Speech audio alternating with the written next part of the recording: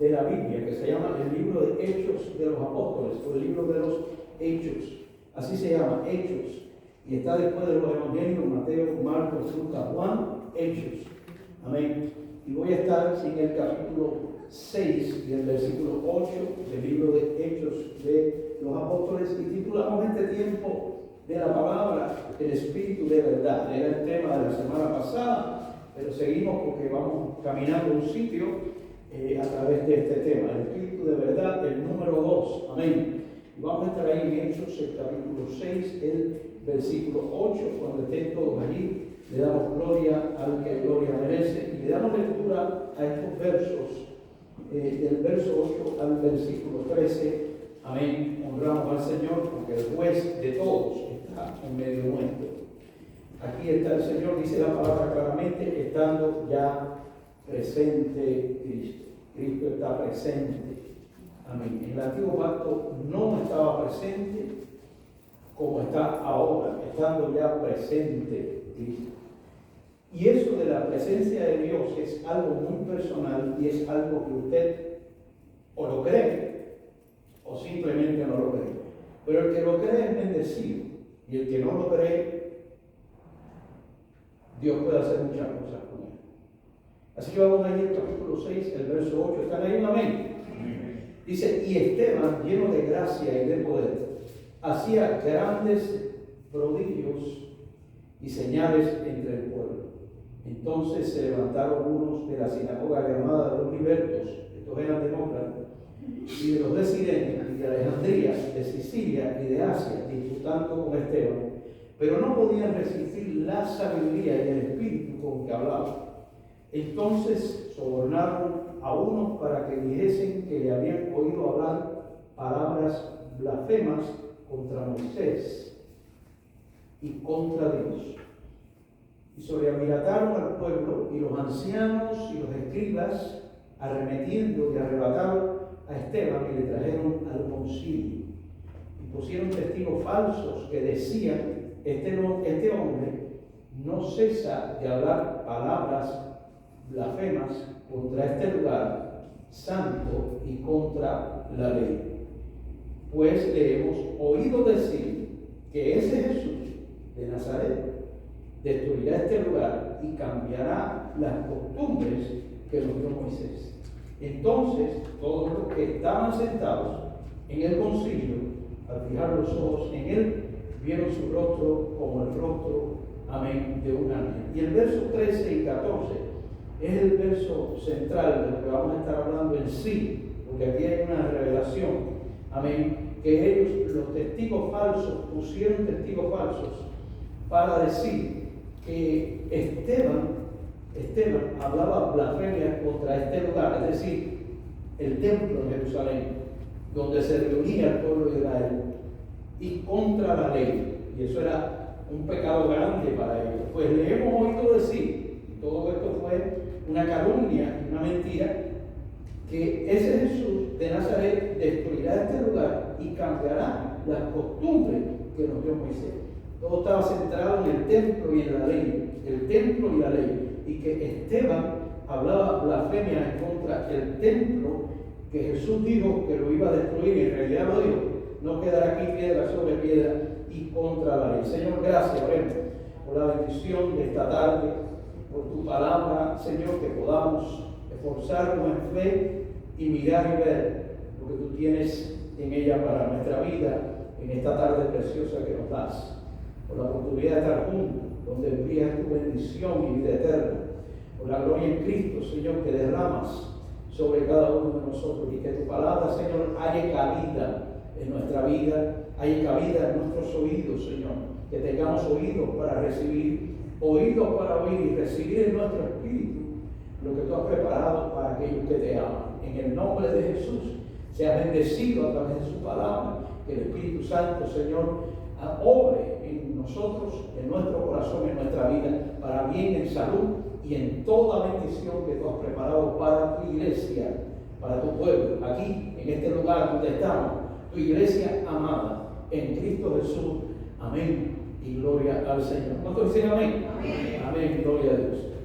¿Quién era Esteban? Bueno, Esteban fue uno de los 10 diáconos que fueron después nombrados diáconos, es decir, aquellos que servían a las mesas entre los 10, porque los apóstoles vieron que las viudas de los griegos y los hebreos estaban desatendidas en lo que era el servicio. Es decir, es como que yo ahora me ponga a recoger la ofrenda, me ponga a estar recogiendo los papelitos del pasillo, mueva la silla y todos ustedes se queden ahí sentados y yo no tenga que hacer todo. Y eso fue lo que pasó con los apóstoles. Comenzaron ellos a trabajar porque la iglesia empezó a crecer y vieron que ellos no podían abarcarlo todo y nombraron a diáconos, hombres idóneos que se encargaran de ayudar a la obra de Dios. Y entre ellos estaba Esteban. Y dice la Escritura que Esteban estaba lleno del Espíritu, de gracia y de poder. Hemos titulado este tiempo el Espíritu de verdad. Y yo quiero citar algunos textos, y si quieren no lo busque, pero tengo que hacerlo porque a mí me gusta ir a la palabra. Y gloria a Dios por eso, digo yo, gloria a Dios por eso. Porque en Juan, donde estuvimos la semana pasada, y no se vaya de ahí de hecho si quiere, para que no se me pierda, el Señor les dijo a los discípulos: si ustedes me aman, guardarán mis mandamientos, y yo rogaré al Padre, y Él os dará otro consolador para que esté con vosotros para siempre. Ese es uno de los nombres del Espíritu Santo, el Consolador. Dígalo conmigo, el Consolador. Es decir, el Espíritu de Dios es el que consuela. Cuando nosotros perdemos un familiar, el único que puede consolar nuestro espíritu y nuestra vida es el Espíritu de Dios. Nadie puede consolar, solo el Espíritu Santo a través de la iglesia. Y dice: y rogaré al Padre y os dará otro consolador para que esté con vosotros para siempre. Es decir, cuando el Señor les dijo a los discípulos: vendrá otro consolador cuando yo me vaya y Él estará con ustedes para siempre. Diga, para siempre. Es decir, tenemos que estar conscientes en este caso de que el Espíritu Santo está con nosotros no por 2 o 3 días, no para después que nosotros dejemos de creer en Él a los 5 o 6 años porque se nos antojó, nos pusimos bravos con el hermano Alcide, nos pusimos bravos con la hermana allí por alguna razón, no porque el hermano hizo tal cosa. No, el Espíritu Santo viene a nuestra vida, somos creyentes para siempre. Amén. En este caso es para siempre. Y le llama a la Escritura el Espíritu de verdad, el cual el mundo no puede recibir porque no le ve ni le conoce, pero vosotros le conocéis porque mora con vosotros y estará en vosotros. Estoy en Juan 14, 17. Lo que le está diciendo el Señor ahí: el Espíritu Santo soy yo. Yo estoy con ustedes y cuando yo me vaya, el Padre enviará de su Espíritu y estará con vosotros. Por eso es que entendemos que este es el Dios Padre, el Dios Hijo y el Dios Espíritu Santo. ¿Cuántos oyen? No hay cristiano que pueda no creer esto. Lo que nos hace a nosotros creyentes en Cristo es creer que el Padre está en Cristo, que Cristo es el Espíritu Santo, está en Cristo, que el Espíritu Santo es el mismo Dios y que los tres se manifiestan en una sola persona. Amén. Los tres son uno. Y Él dice claramente: el Espíritu de verdad, el cual el mundo no puede recibir. El mundo no puede recibir el Espíritu Santo. No puede recibir el Espíritu de verdad. ¿Por qué razón?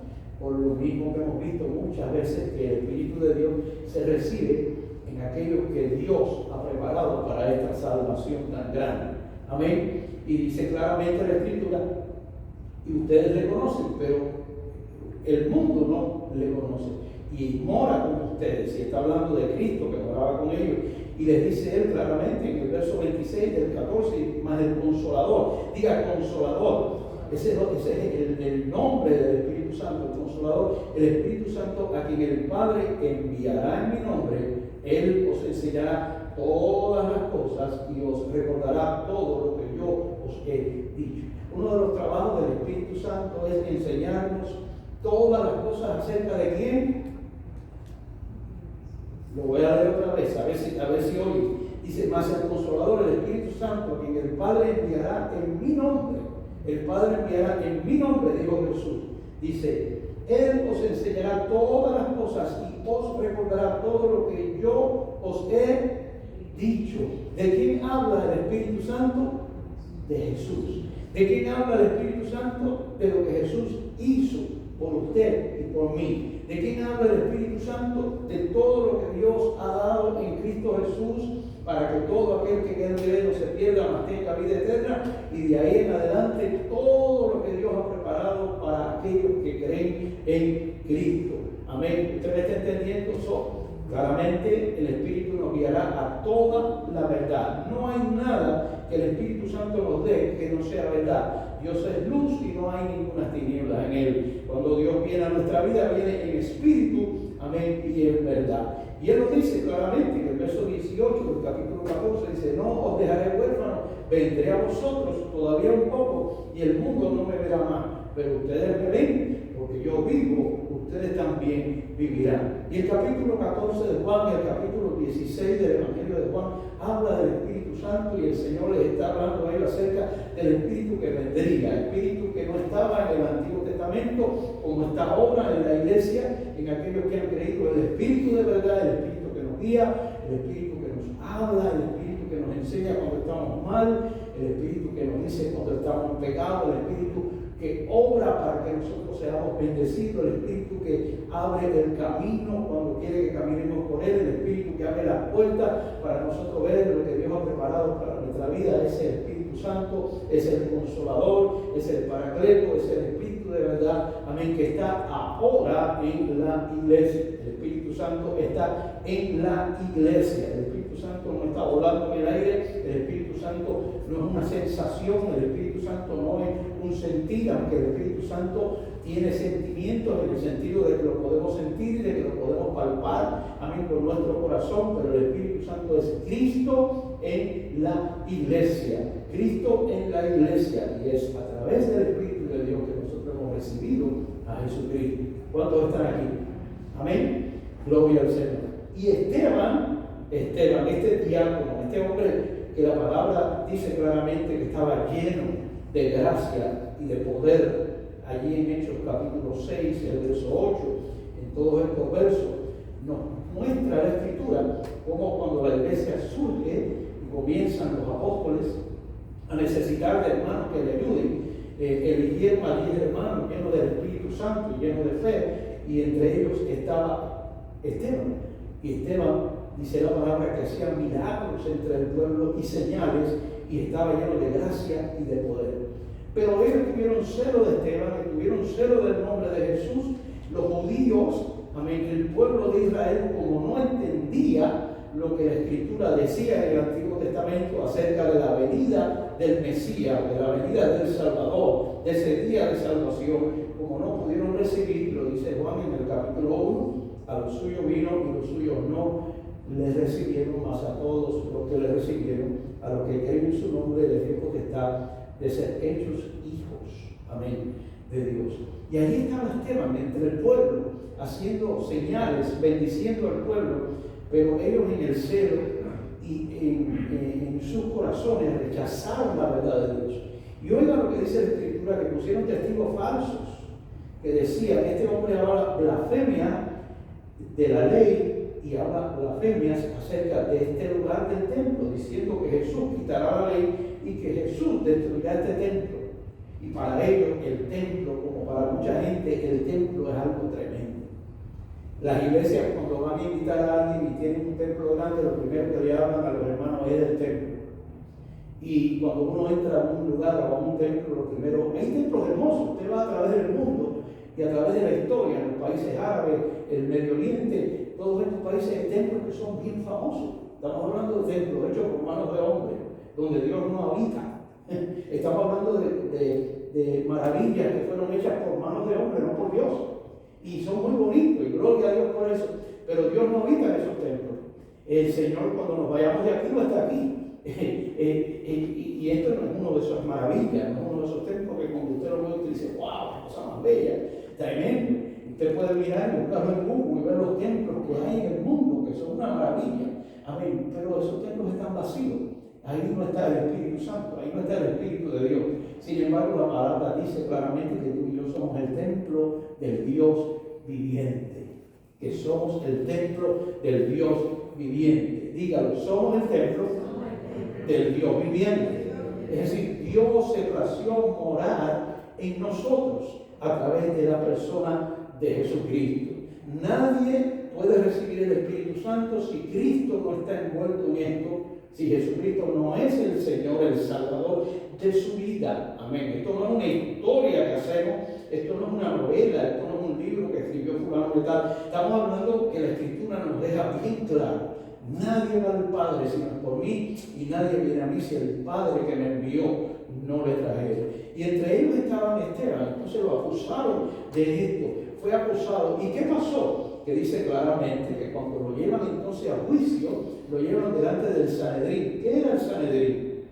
El Sanedrín era la guardia, el lugar, es decir, digamos que estamos ahora aquí en Hialeah, ¿no? Y vamos al ayuntamiento de Hialeah, donde se hacen los juicios.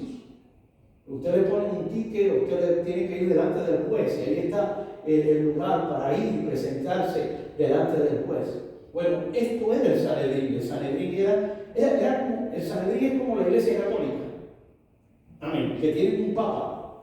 Bueno, el Sanedrín tenía el sumo sacerdote, que es la representación del hombre que supuestamente era el que estaba allí para enseñarles al pueblo que había un Dios del Antiguo Testamento, y que Dios, ellos lo tenían agarrado por el cuello, y que este hombre, que era el sumo sacerdote, era el que estaba a cargo de todo esto, y en él estaba Dios, y lo que él dijera era lo que era. Amén. Y entendemos que así sucede con la iglesia tradicional, la iglesia de hoy, que lo que diga este Señor es lo que la iglesia cree. Amén. Nosotros no creemos lo que dicen los hombres. Yo quiero que usted sepa eso. Nosotros creemos lo que dice Dios. Y lo que dice Dios está escrito en esa Biblia. Por eso es que yo leo la Biblia. Si no, entonces ¿para qué? Si nosotros no creemos lo que dice este libro y creemos lo que dicen los hombres porque nos parece muy bonito, eso no tiene ninguna salvación. Amén. Pero la Escritura es clara. Llevaron a Esteban al concilio, allí delante del Sanedrín, de la guardia judía, amén, para acusarlo. Oiga, qué serio era esto. Esto fue como cuando Martín Lutero, en el año 1500, clavó las 90 y tantas tesis en la puerta de la iglesia en Alemania. Amén. Diciendo que el justo viviría por la fe. Martín Lutero, este fraile, este hombre católico que encontró que el libro de Romanos decía: mas el justo vivirá por la fe, y no por comprar la salvación y por la indulgencia, y lo persiguieron y lo quisieron matar, y hablaron de él mentira, y el papado lo llamó, y el papa lo llamó para quemarlo, para matarlo, amén, para cogerlo y prenderlo y llevarlo a juicio. Y él fue a juicio, pero nunca negó la palabra del Señor, nunca negó la verdad. Amén. Y Dios lo salvó. Por la gracia de Dios, Lutero salió con vida de todo esto, y entonces tradujo la Biblia al alemán, y el pueblo alemán vio lo que decía la Escritura: mas el justo vivirá por la fe. Por la fe que vivimos, por la fe que creemos en Jesucristo, es la fe la que nos lleva, es la fe la que nos impulsa. Amén. Y este hombre lleno de fe, Esteban, gloria al Señor, fue llevado al Sanedrín por la guardia del Sanedrín. Cuando digo la guardia, es como la iglesia católica. ¿Ustedes qué? Algunos de ustedes son católicos, pero tienen que entender un poquito, ¿saben lo que ellos tienen una guardia? Usted lo ve parado ahí con las personas. Tienen guardia. Amén. Porque eso es una copia del Antiguo Testamento. Es una copia del Antiguo Testamento. El Sanedrín. Cuando Esteban estaba ahí, él no podía salir corriendo, no podía pararse y huir, porque él estaba preso. Lo habían llevado preso. Esto era duro y sin guante, esto era algo serio, esto era algo de vida y de muerte. Amén. Pero Esteban estaba lleno del Espíritu Santo, y Esteban comienza entonces, cuando le pregunta al sumo sacerdote, que le dijo: ¿esto es así? Le dijo: esto es así. ¿Es verdad que tú dices que Jesús destruirá el templo? ¿Es así? ¿Es verdad lo que nos han dicho, que tú dices que Jesús vino a quitar la ley? ¿Esto es así? Le pregunta el sumo sacerdote. Y Esteban, lleno del Espíritu Santo, comienza a contarles a ellos toda la historia del pueblo de Israel, porque él les está hablando aquí a los padres, al pueblo de Israel, al Sanedrín, a los que estaban allí, a los sacerdotes, y comienza en todo este capítulo 7 del libro de los Hechos, está toda la historia de Israel. Y como él conocía la Escritura, comienza y le empieza a hablar de Abraham, y le dice: hermanos, padres, oíd, y le llama hermanos, y le llama padres, porque eran los padres del Antiguo Testamento. era el pueblo de Israel, eran los sacerdotes, amén, y les dice, hoy el Dios de gloria apareció a nuestro padre Abraham, estando en Mesopotamia, antes que morara en Harán, y comienza a hacer la historia de cómo Abraham salió de su tierra y de su parentela a la tierra que Dios le había mostrado, cómo él comienza a hacer la historia del Antiguo Testamento, y toda la historia del Antiguo Testamento se la da Esteban a ellos allí, habiendo sido acusado de esta calumnia que le hicieron, porque no era verdad que Jesús había dicho que vendría a destruir, sino vendría a cumplir, fue lo que el Señor dijo. Ahora bien, les habla de Abraham, les habla del pacto de la circuncisión, como Dios le dio a Abraham el pacto de la circuncisión, y voy a hacer un recuento de todo el Antiguo Testamento, como él dice también que el Señor le dijo a Abraham, sal de tu tierra y de tu parentela a la tierra que yo te mostraré, y salió de Ur de los Caldeos y dejó allí a toda su familia, se llevó a la mujer, amén, creo que uno de los primos salió con él, pero los demás quedaron allí. Dios lo llamó, amén, de su tierra y de su parentela, Abraham, que después se llama el padre de la fe. Y le dijo Dios a Abraham, de tu descendencia será más grande que las estrellas del cielo, tu descendencia será mayor que la arena del mar. Y él le habló a Abraham de la descendencia que vendría a través de la simiente de Abraham. Esa descendencia de Abraham está sentada aquí hoy. Usted dirá, pastor, yo no soy familia de Abraham. No, tú no eres familia de Abraham, pero por la sangre de Cristo tú vienes a ser familia de la fe. Abraham es el padre de la fe. Antes de la ley fue Abraham. Después que muere Abraham, entonces viene José. Él les empieza a contar acerca de José, cómo José fue llevado por los hermanos a Egipto, cómo José estuvo allí en Egipto y fue uno de los grandes entre el pueblo, cómo es que los hermanos de José quisieron venderlo, ¿verdad? Y cómo fue que después de mucho tiempo, por el propósito de Dios, entonces el padre de José, en ese tiempo de hambre que vino, fue a Egipto a buscar comida.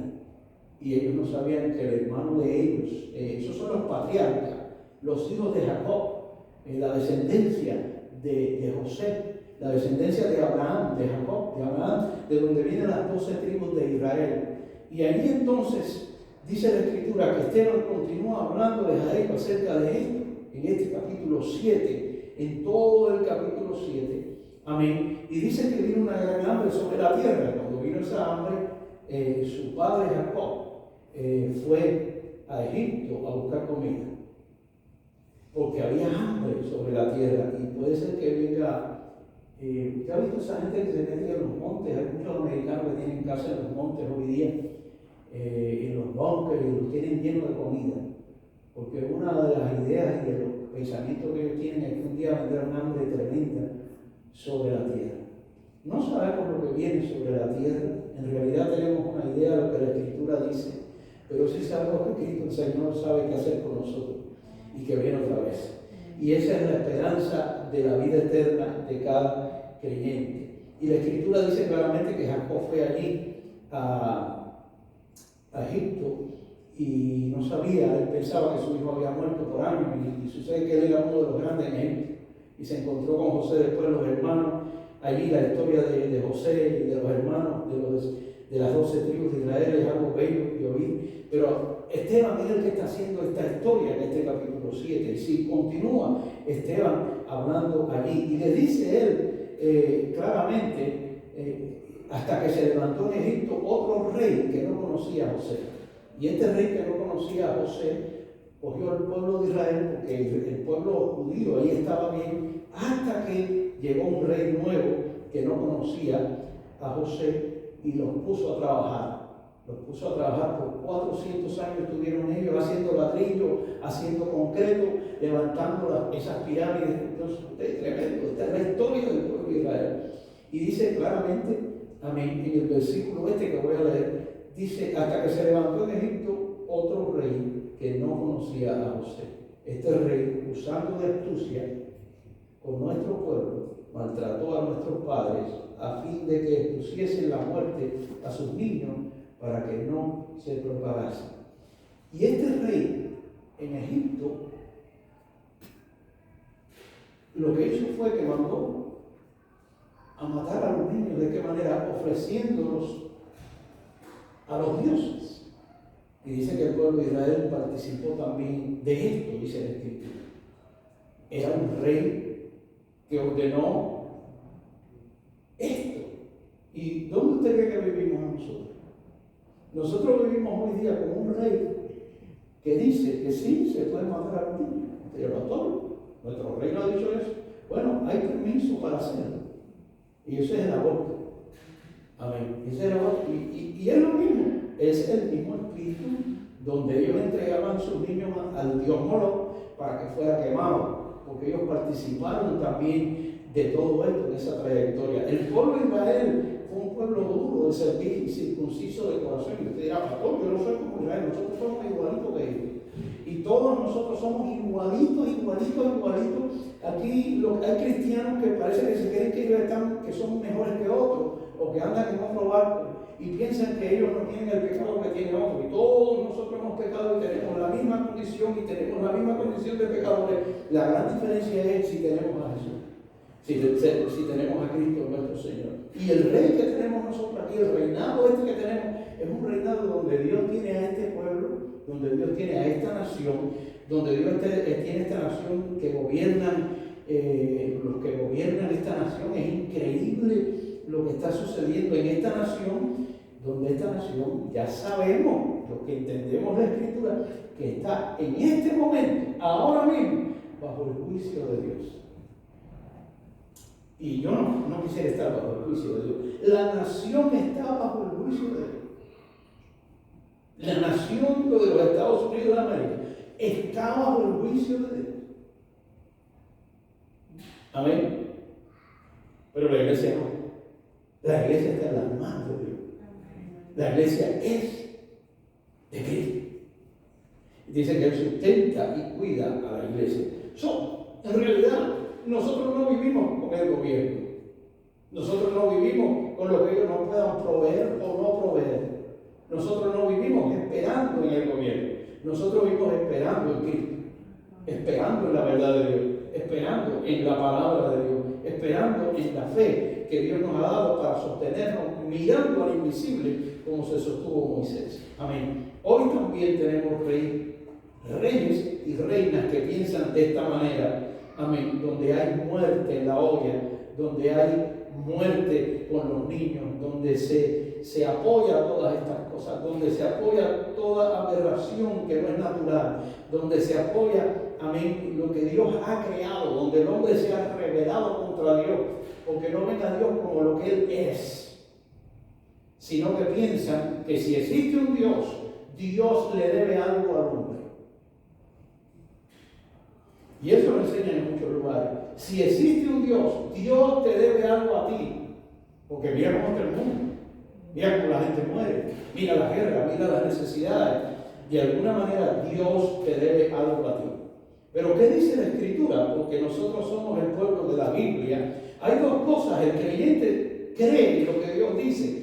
Pero el que no es creyente cree lo que el mundo dice. Y hay una gran diferencia entre el mundo y la iglesia.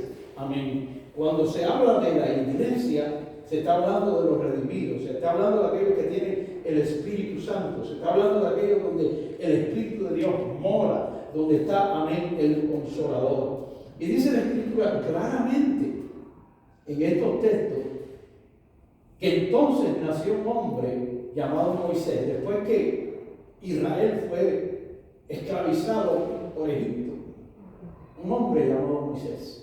Y viene Moisés, nace Moisés, que se crió por la hija de Faraón, por la gracia de Dios y por la gloria que Dios había preparado. Moisés se cría entre el pueblo de Egipto y viene a ser uno de ellos, uno de los grandes de Egipto, pero era judío, era descendiente del pueblo de Israel. Y la Escritura dice claramente que Esteban hablando, yo estoy haciendo un recuento de lo que Esteban está diciendo. Amén. Claramente que entonces dice que él llegó una vez y fue a ver a los hebreos que trabajaban allí y vio a uno de los que los cuidaba maltratando a un hebreo. Y dice que él como él era uno de los grandes en Egipto, dice que lo tomó y lo hirió. En realidad la escritura es clara, dice que lo mató. Amén. Y como era uno de los jefes, pues no le pasó nada. Y después, entonces, el pueblo de Israel, estando en una contienda entre ellos, él se llevó donde estaban ellos y le dijo, pero ¿por qué ustedes discuten? Amén. Y dice la escritura, en el verso 27 que estoy leyendo aquí del capítulo 7, dice, entonces el que maltrataba a su prójimo le rechazó diciendo, ¿quién te ha puesto por gobernante y juez sobre nosotros? Es decir, cuando él fue a reprender a sus hermanos judíos, de que también estaban en pelea, le dijeron, pero ¿quién eres tú? ¿De dónde tú llegaste? ¿Quién eres tú para que me digas a mí lo que yo tengo que hacer? Habiendo visto lo que él hizo, defenderlos a ellos y mató a uno de los egipcios, ahora el pueblo lo rechaza. Si usted se pone a mirar la historia de Israel, Israel fue un pueblo duro, y la palabra le llama claro, duro de servicio y circunciso de corazón, como somos también nosotros duros. Por esa razón hay algo importante que debemos entender, de que el Espíritu de Dios viene a hacer una obra que no se pudo hacer en el Antiguo Testamento.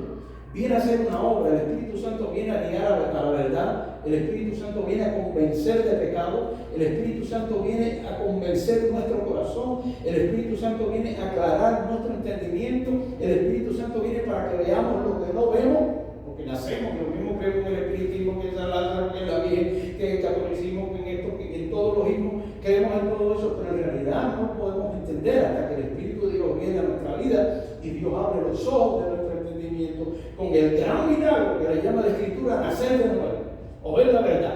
Unos entran rápido, violentamente, y otros poquito a poco van entrando hasta que abren su corazón y Dios viene y hace la obra en ellos y la persona ve la verdad. Y la verdad entonces nos hace libres. Uno de los trabajos del Espíritu es hacernos libres. Allí estaba Esteban, hablando acerca de estas cosas. Y ellos rechazaron a Moisés. Dice, le dijeron, ¿quieres tú matarme? A mí también, ¿quieres matarnos también a nosotros? Ahora lo acusaron de criminal, que como él había matado al egipcio, ellos también dijeron, pero nos quieren matar a nosotros también. Tú. ¿Y a qué venía Moisés?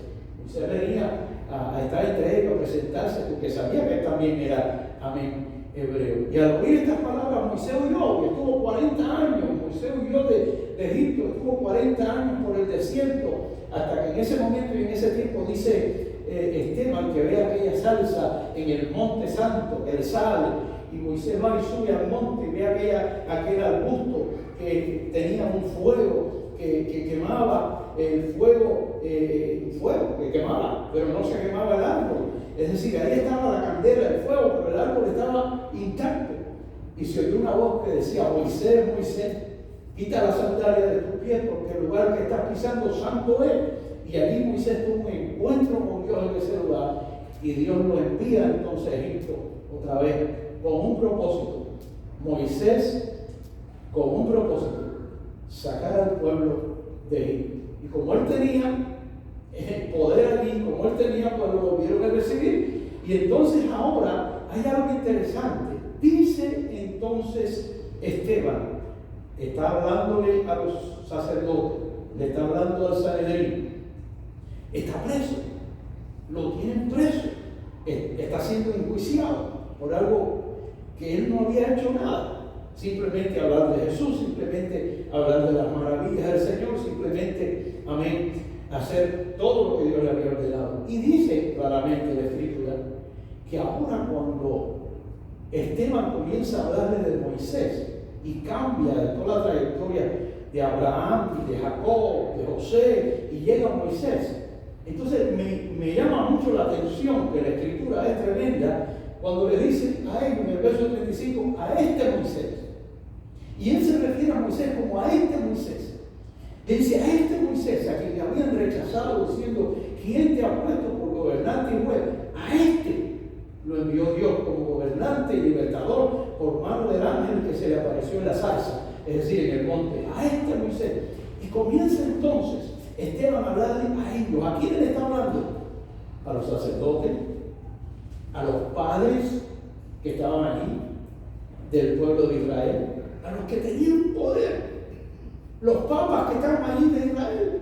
Amén. Y le digo, a este Moisés, y le comienza a hablar de Moisés, a este Moisés, a este Moisés. Dice, este Moisés, amén, fue el que hizo los prodigios y las señales. Este Moisés fue el que los sacó a ustedes de la tierra de Egipto. Este Moisés, amén, fue el que estuvo en la congregación en el desierto. Este Moisés fue el que cruzaron ustedes, llegaron a cruzar el mar rojo. Este Moisés fue el que los llevó a ustedes a libertad.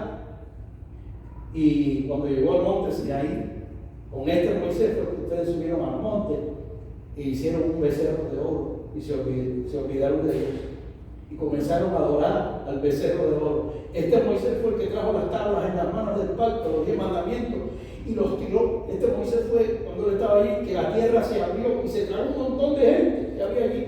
Este Moisés fue el que intercedió por ustedes. Este Moisés fue el que se paró y clamó a Dios por el pueblo y le dijo, Dios mío, no los mates, tú nos has traído aquí, no lo hagas. Este Moisés, y él les está diciendo a ellos, este Moisés, y yo me pongo a pensar, ¿por qué él está diciendo este Moisés? Este Moisés, porque vamos a ver que dice la Escritura claramente, y dice que después que Moisés llega a la tierra prometida, entonces viene Josué, que se queda allí porque Moisés subió al monte y se desapareció. Moisés no se sabe más nada. Yo les he dicho muchas veces que si de alguna manera el cuerpo de Moisés se hubiera rescatado, lo hubieran embalsamado, todavía lo tuvieran en Jerusalén y el pueblo de Israel estuviera adorando a Moisés allí. Amén. Pero el cuerpo de Moisés se desapareció. Amén. Cuando Moisés sube al monte, se perdió Moisés. Y dice la Escritura, Judas cita esto y dice que el arcángel Miguel y el diablo contendían por el cuerpo de Moisés. A lo mejor lo tenía uno por una mano y el otro por la otra. Y se estaba dando, uno se imagina esas cosas, pero no puede ser así, se lo parten en dos. Amén. Había una contienda por el cuerpo de Moisés. ¿Dónde iba a estar el cuerpo de Moisés? ¿Para dónde se iban a llevar el cuerpo de Moisés? Había una guerra espiritual por el cuerpo de Moisés. Yo creo que Dios no quería que el cuerpo de Moisés apareciera. Moisés llegó hasta ahí, amén, por el propósito que tenía Dios. Después viene Josué, este joven, que Dios le da el mando del pueblo de Israel. Amén, aquel que dice que se esforzara en la ley que Dios le había dado. Y este es el joven Josué, que cruzan el río y que los entra a ellos, amén, a las bendiciones que Dios tenía preparadas para ellos. Este Moisés, recuerda bien cuando empecé, que todavía están aquí. Empecé diciendo cuál fue la calumnia de los que acusaron a Esteban.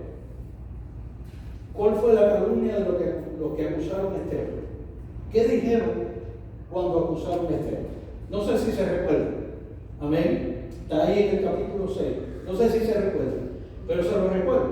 Le dijeron que este hombre está hablando blasfemia y dice que Jesús destruirá el templo y que Jesús cambiará la ley. Esa fue la acusación. Esa fue la acusación de Esteban. Y lo agarraron con las mentiras que ellos calumniaron contra él y lo apresaron y lo llevaron al Sanedrín. Oiga ahora lo que dice la Escritura acerca de esto, y yo estoy en Hechos capítulo 7 para los que quieren seguirme con la Biblia, amén, y el versículo 48, amén, versículo 48. Primero quiero que sepan que después de Moisés viene Josué, un tiempo de guerra, de conquista para el pueblo de Israel. Dios estaba con ellos, y después de eso entonces viene el rey David, después viene Salomón, que edificó el templo. Salomón edificó el templo. Salomón vivió en un tiempo de paz, porque su papá fue el que lo dio todo. Su papá fue el que sufrió ese tiempo de guerra.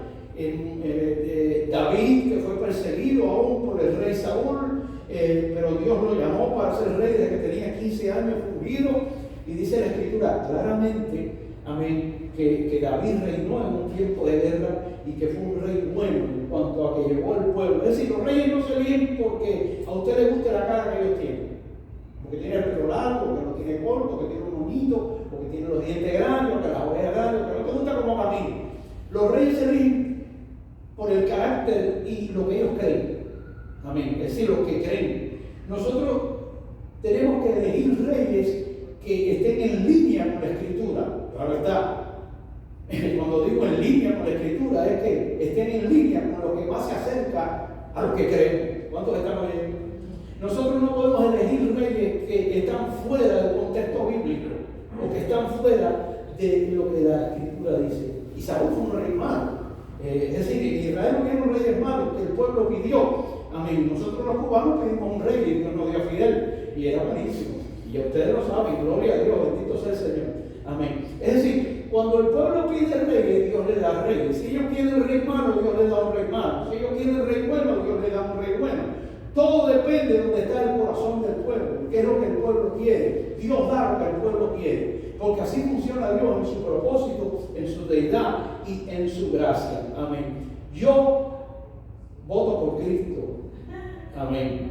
Él es el Rey de Reyes y Señor de Señores. En Él no hay engaño, en Él no hay mentira, en Él no hay falsedad, en Él no hay tiniebla, en Él hay bendición para mi vida y para aquellos que creen en Él. Amén. Dice la Escritura, correrán ríos de agua viva en el interior de aquellos que creen en aquel que se levantó para nunca más morir, que es Jesucristo. Rey de Reyes. Oye lo que dice la palabra, que Rey de Reyes y Señor de Señores. Y dice la Escritura que cuando Cristo venga, toda rodilla se doblará y toda lengua confesará que Jesucristo es el Señor. Es decir, el mundo entero tendrá que doblar rodilla delante del Rey del universo, del Creador. Porque por Cristo fueron hechas todas las cosas. Él fue el creador de esto, para Él y por Él, a Él sea la gloria. Eso es lo que dice la Escritura. Él es el creador de tu vida, Él es el creador de mi vida. Él es el que tiene nuestra vida en la mano, Él es el creador de todo lo que vemos aquí. Para Él y por Él fueron hechas todas las cosas. Bendito y alabado sea su nombre. Y llegó Moisés, después de estos reyes. Antes de estos reyes, después vinieron los reyes, pero llegó Moisés y está aquí Esteban hablando de Moisés. Y le dijo, este es Moisés. Y ahora les dice a ellos, porque lo acusaron de lo que les dije, del templo, que iba a cambiar la ley. Y cita uno de los salmos, y cita la Escritura, Esteban lleno del Espíritu Santo, que conocía la Escritura. Le dice, si bien el Altísimo no habita en templo hecho por mano, como dice el profeta. Y cita la Escritura de lo que el profeta dijo. Siempre hay que ir a la Escritura. Siempre hay que ir a la Escritura. Siempre hay que ver. ¿Usted quiere un consejo? El consejo pastoral es el consejo de la Biblia. Si a usted no le gusta el consejo bíblico, usted tiene un gran problema con usted y con Dios. El problema es que Dios no va a dejar tranquilito. Usted como creyente quiere un consejo, pero no quiere el consejo bíblico, no quiere el consejo de Dios y prefiere el consejo del mundo. Nosotros no podemos caminar así, porque el Espíritu Santo nos guía a toda la verdad. El consejo de nosotros tiene que ser el consejo del Espíritu de Dios. Y el consejo del Espíritu de Dios no es que viene alguien y nos habla al oído a las 3 de la mañana. Amén. Sino lo que dijo fulano en la esquina. No, el consejo del Espíritu está aquí. El Espíritu nos guía a toda la verdad. Mis palabras, dijo Jesús, son Espíritu y son vida. Para oír lo que Dios tiene que decir, lo único que usted tiene que hacer es conocer el pacto, conocer la Escritura, conocer el contrato que Dios nos dio, ver lo que la Escritura dice para nuestra vida. Y usted mientras va leyendo la palabra, usted mientras va conociendo más lo que Cristo hizo por usted, los ojos se le abren. Usted dice, caramba, esto es una realidad. Mira qué cosa más bella. Y usted por la mañana habla de la Biblia, o por la tarde, o por la noche, a la 1 de la mañana, yo no sé a qué hora, y usted lee esa Escritura y dice, pero mira esto, Dios mío. Y usted se lee, suponer, el libro de la carta de Pablo a los Efesios, y usted la lee y dice, ay, no me diga. No, usted la lee hoy, y usted se lee un texto hoy, pero ese texto mañana le habla de otra manera, y el mes que viene tiene algo para usted. Y la palabra de Dios es espíritu y es poder, y la palabra de Dios continúa trabajando en la vida de la iglesia y haciendo en nosotros algo grande, más que dice la Escritura, es lámpara a mis pies, lumbrera a mi camino, más que dice la palabra de sanidad para mi hueso. La palabra de Dios es sanidad para mi hueso. Y nosotros tenemos que hablarle a nuestro cuerpo y a nuestros huesos, tu palabra es sanidad para mis huesos. Tu palabra es bendición para mi vida. Tu palabra, Señor, así será mi palabra después que sale de mi boca. No volverá a mí vacía, sino que hará aquello para lo que yo le envíe.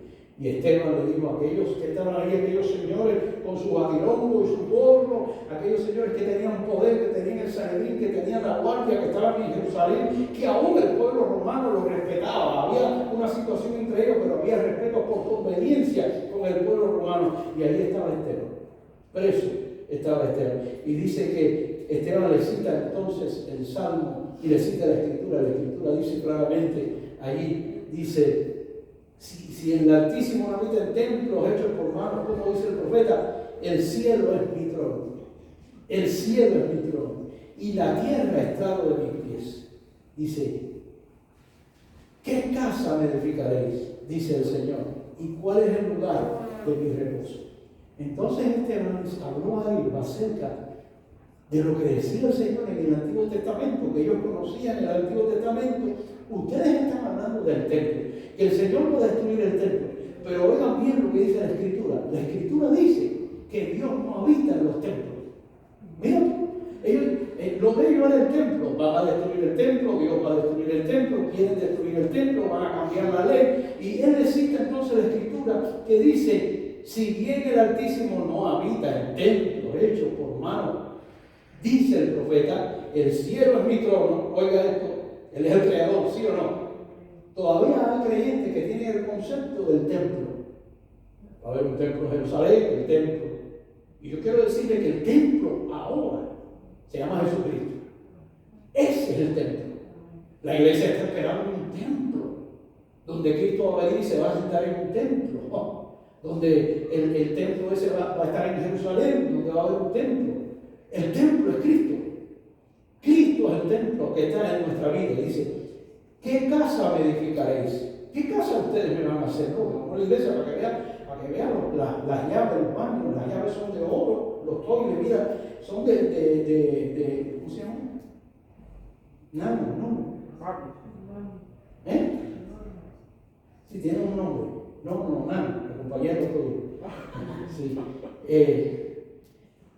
Y tenemos ese concepto todavía del templo. Y no entendemos que Cristo es el templo, que nosotros somos la iglesia, que nosotros somos los que debemos estar adornados, nosotros somos los que debemos estar perfumados, nosotros somos los que debemos llevar olor de su conocimiento, que Dios no habita en templos hechos por manos del hombre, que Dios no habita en cosas materiales, que Dios habita en el corazón que Él creó para que latiera en el hombre, en el ser humano que Él vino a salvar, que Él escogió para esta salvación. El ser humano que pasa por problemas, vicisitudes, situaciones, allí es donde Él quiere morar, en el corazón. Y Esteban se lo dice: ¿cuál es el lugar de mi reposo? Dijo Dios. Que ustedes están diciendo que el templo es importante, que el templo es lo más grande que hay, y por eso me han metido aquí preso. Por esta razón que ustedes dicen que no hizo mi mano todas estas cosas. Esteban le está citando la Escritura. No hizo mi mano, y entonces le dice algo fuerte. Le dice: duro de servir. Dice: usted tiene el cuello duro. Le dice: incircuncisos de corazón. Su corazón no ha sido convertido, no ha sido cortado por Dios. Dice: y de oídos. Ustedes resisten siempre el Espíritu Santo como vuestros padres, así también ustedes. Y a eso fue lo que le llenó la tapa al pomo a esa gente. Ya a eso le llenó la tapa al pomo y dijeron: a este hay que eliminarlo. Amén. Cuando Esteban le dijo: ustedes resisten al Espíritu Santo, y ahí se acabó todo. Eso fue lo último. Amén. Y hay personas que resisten al Espíritu Santo. Hay personas que son reprobadas. Es decir, Dios los prueba y los prueba, son reprobadas. Hay una resistencia a Cristo. Hay una resistencia a no creer. Y tenemos por otro lado los que en la necesidad del corazón creen en Jesucristo, creen y reciben la gracia destinada, amén, a ellos. Y esta gente eran de los duros de corazón, resistieron al Espíritu Santo, el Espíritu que nos guía a toda la verdad, el Espíritu que nos da a nosotros el entendimiento y el creer en Cristo, el Espíritu de Cristo, que es el mismo Cristo en nuestra vida. El que tiene al Hijo tiene al Padre, el que tiene al Padre tiene al Hijo. Amén. El Espíritu Santo, que es la palabra de Dios en nuestra vida, que es el mismo Dios en la persona de Cristo, obrando en nuestros corazones. Ellos lo resistieron. Y Él les dijo: ustedes persiguieron a los profetas, a ese Moisés que nos habló de los profetas, a ese Moisés que nos habló de la gracia destinada, a ese Moisés que ustedes dicen que ustedes creen en Él. Y dice la palabra que Esteban, lleno del Espíritu Santo, después puesto los ojos en el cielo, vio la gloria de Dios y a Jesús que estaba a la diestra de Dios. ¿Y qué le pasó a Esteban? Lo apedrearon. Y aquí vemos la escritura, fue apedreado, dice claramente aquí, amén. Y dijo, he aquí veo los cielos abiertos y al Hijo del Hombre que está a la diestra de Dios. Entonces ellos dando grandes voces. ¿Usted cree que pasa aquí? Cuando leemos la escritura, no tenemos conciencia, muchas veces nos paramos y no entendemos que la palabra nos está diciendo algo. Esta gente se puso bien enojada. Esta gente se puso bien soberbia. El diablo se le reveló. El diablo se le manifestó y arremetieron contra Esteban. Dice, y taparon sus oídos.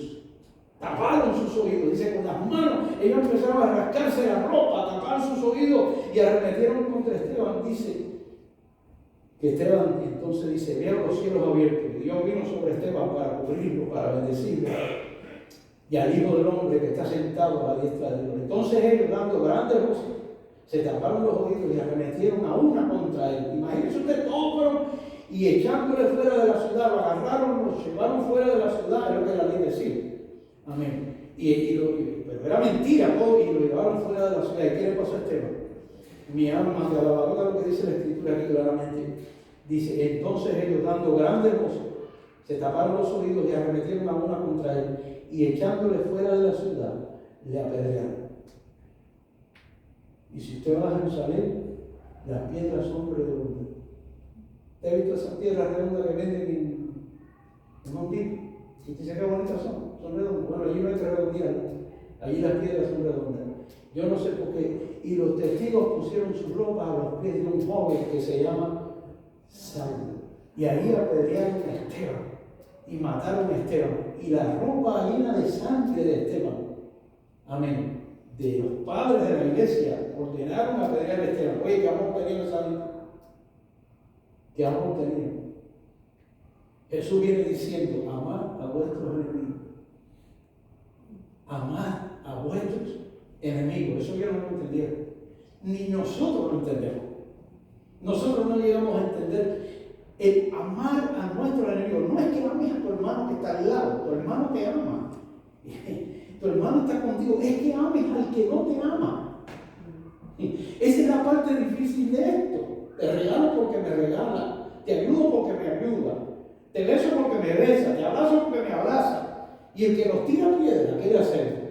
Pues Jesús viene diciendo, amad a vuestros enemigos. Eso está muy duro, eso está durísimo, eso está bien difícil. Eso es algo que no llegamos nosotros a agarrarle, a comprender. Pero el amor de Dios es tan grande en Cristo que nosotros en realidad lo que vemos ahora es por un espejo chiquitico, nada más vemos. No sabemos que Dios ha hecho con nosotros tantas cosas bellas y grandes y poderosas. Ignoramos muchas veces la grandeza y la gloria y el amor de Dios para con nuestra vida y pasamos desapercibido lo que Dios ha hecho y se nos olvida. Por eso el salmista dice, no olvidemos ninguno de sus beneficios, porque Él es quien nos corona de favores y de misericordia.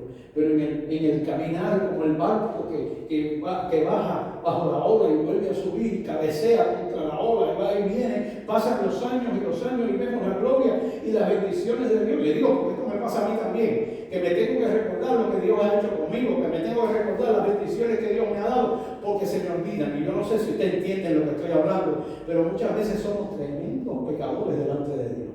Porque se nos olvida la grandeza, el amor, la gracia, la misericordia que Dios ha tenido con nosotros, que nos hizo cruzar el mar, que nos trajo a la tierra prometida, que estamos en las manos de Dios, que hasta ahora el Señor ha sido grande y sus promesas son, pasemos al otro lado, como le dijo a la gente que estaba en la barca, donde estaba Pedro y todos allí, le dijo, pasemos al otro lado, y ellos no entendieron lo que Jesús dijo. Y eso es lo que Dios nos ha dicho a nosotros, pasemos al otro lado. El Espíritu Santo nos lleva en esta tierra, nos lleva a pesar de las situaciones, a pesar de las condiciones que vengan, el Espíritu de Dios nos guía, nos lleva hasta el día de Jesucristo. Mientras que nosotros tengamos los ojos puestos en Jesús, mientras que nosotros reconozcamos su gran misericordia, su gran amor con que nos amó, mientras que nosotros lleguemos a entender esta verdad, las ropas de Esteban las pusieron a los pies de este hermano, que es ahora nuestro apóstol, que se llamaba Saulo de Tarso. Y la muerte de Esteban, Esteban fue el primer mártir de la iglesia cristiana, fue el primero que murió entre ellos, de esta manera, apedreado por el Sanedrín, apedreado por el papado judío. Amén. Lo mataron a piedra y la ropa de Esteban, tinta en sangre. Hermano, una pedra de esa es algo serio. Tinta en sangre la pusieron en las manos del apóstol o de Saulo de Tarso. ¿Y usted cree que la conversión de Saulo fue algo tan tremendo y que Dios usó la muerte de Esteban?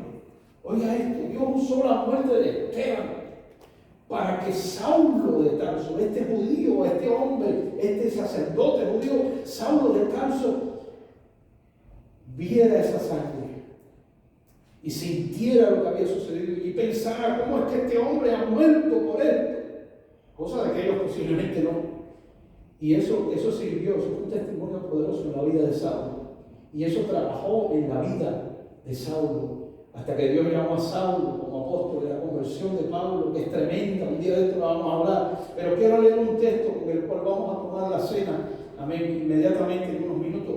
Quiero leerles un texto en el capítulo 4 del libro de Gálatas, amén, después que Esteban entonces le hace toda la historia del pueblo de Israel hasta llegar al templo, y decir, el templo es Cristo, la gloria está en Cristo, Cristo es el Salvador, y ve los cielos abiertos y al Hijo del Hombre, y ve la gloria de Dios, y el Señor le da fuerza para resistir la muerte ahí y irse con él. Y los ángeles recibieron, dice la Escritura, amén. Y quiero leer un texto nada más en Gálatas capítulo 4, que dice el versículo 6, claramente el versículo capítulo 4, verso 4, dice, pero cuando vino el cumplimiento del tiempo, un texto tan poderoso, cuando vino el cumplimiento del tiempo, tiempo que Israel no entendió, amén, tiempo que Israel no entendió, yo quiero decirle a ustedes que Dios tiene su tiempo, para usted y para mí, para todos, Dios tiene su tiempo.